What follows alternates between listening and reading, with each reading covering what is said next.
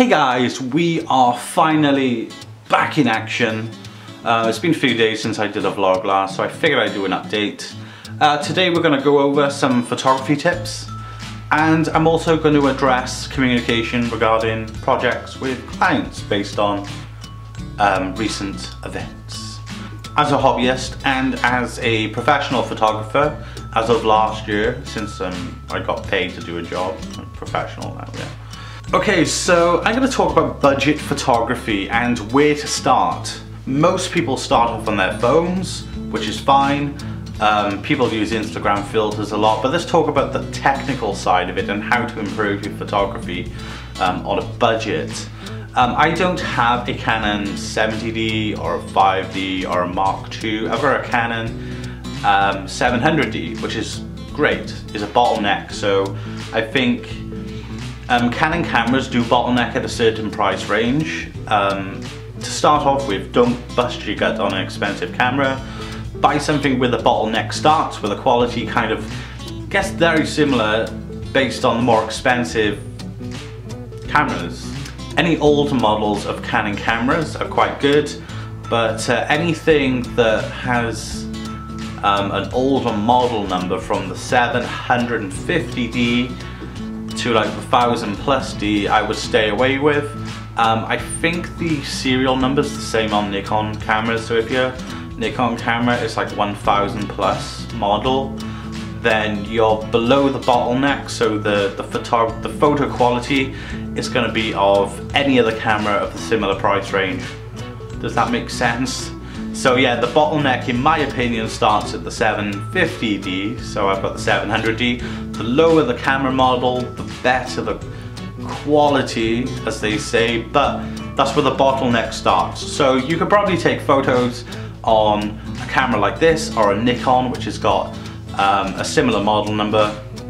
I should do my research obviously before saying this, but yeah, the kind of quality you can get very similar to cameras that cost like £1,000 or more. Obviously you've got film photography too, old school photography, which is coming back into fashion right now. Fashion, you know, as in it'll be forgotten again at some point. But yeah, film photography is cool. You can get some nice old Canons, Nikons, Olympus cameras. Just do your research. You can pay probably £100 or less if you want to use film photography. And yeah, that's going to be awesome. You can also make film photography into digital photography, making a cool little box that you put the film underneath.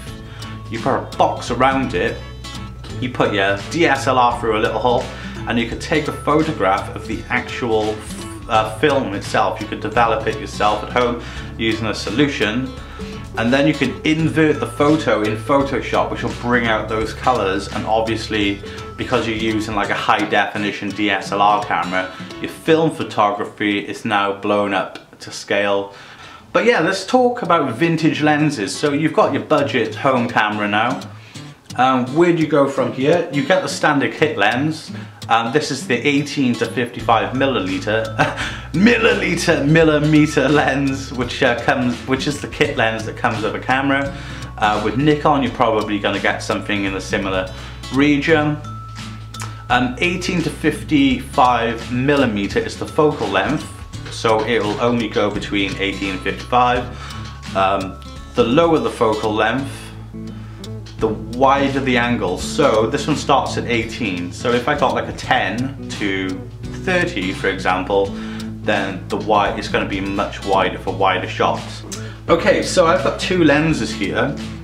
One is a vintage prime lens. This is a Pentacon, which came out in the early 70s. They remade this model in 1975, but this is the pre-1975 model. It's made out of metal and it's got a converter on the back. Okay, so the converter ring is essentially a metal ring that goes onto the back of the lens. The screw fixture on this is called an M42, which is quite common for lenses of that era.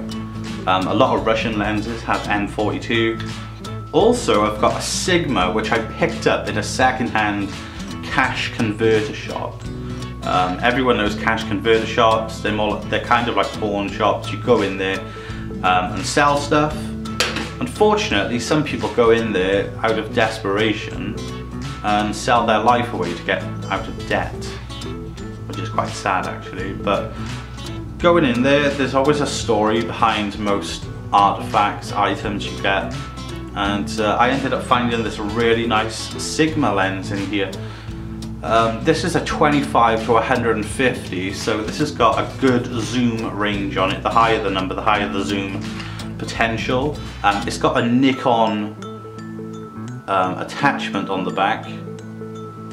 So I have gone to eBay and I have purchased another converter lens for Canon to for Nikon to Canon, and by doing that it's allowed me to use this on my Canon camera, which is quite cool. So as a budget photographer, you can go to second-hand shops and buy old lenses, get converters which will convert that to the camera you use.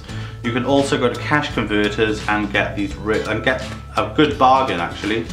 This has got a good story behind this.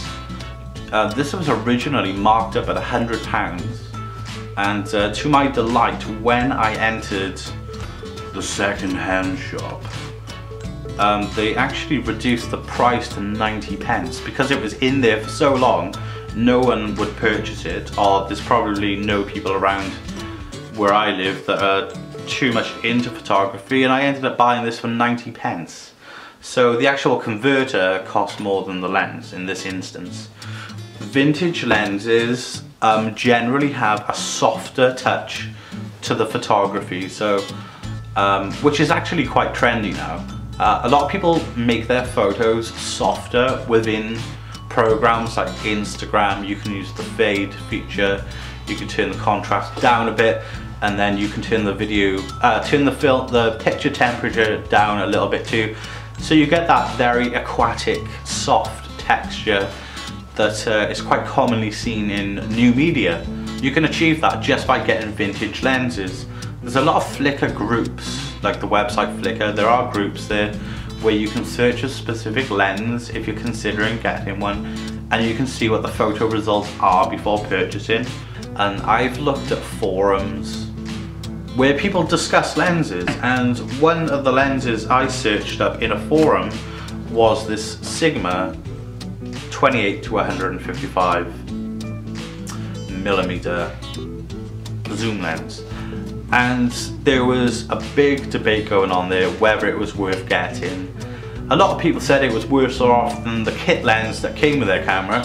A lot of people saying it's nice and soft, don't expect sharpness, too much sharpness, but it's a good go-to lens.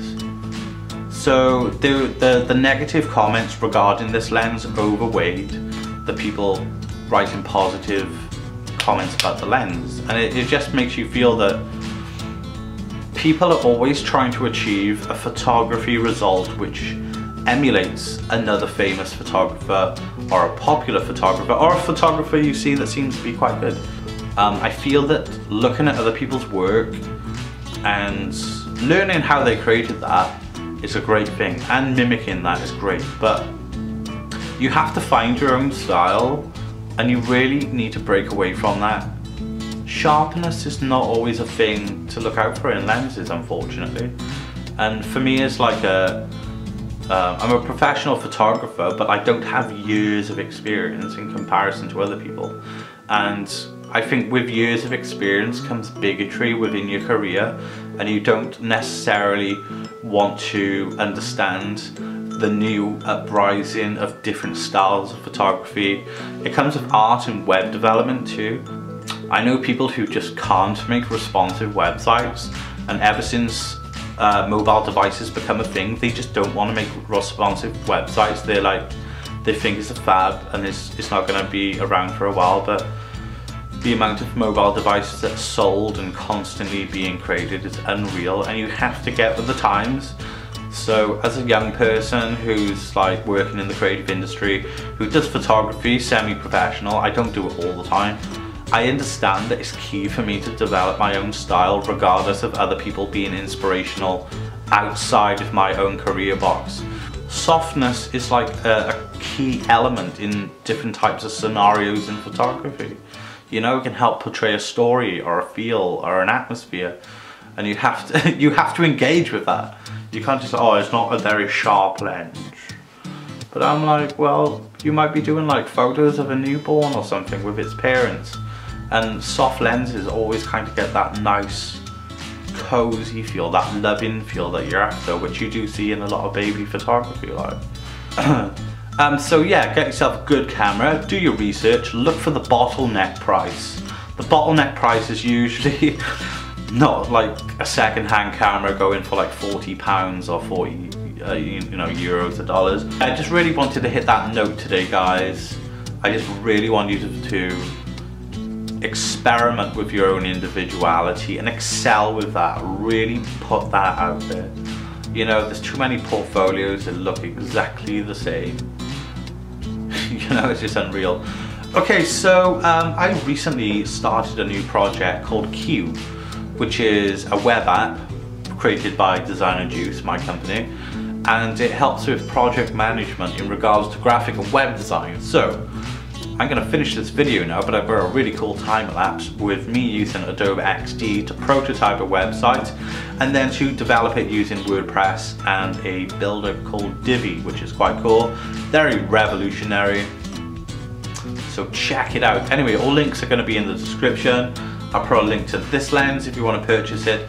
I'll put a link to this lens on eBay if you want to purchase it. It's very cheap and it's very cool.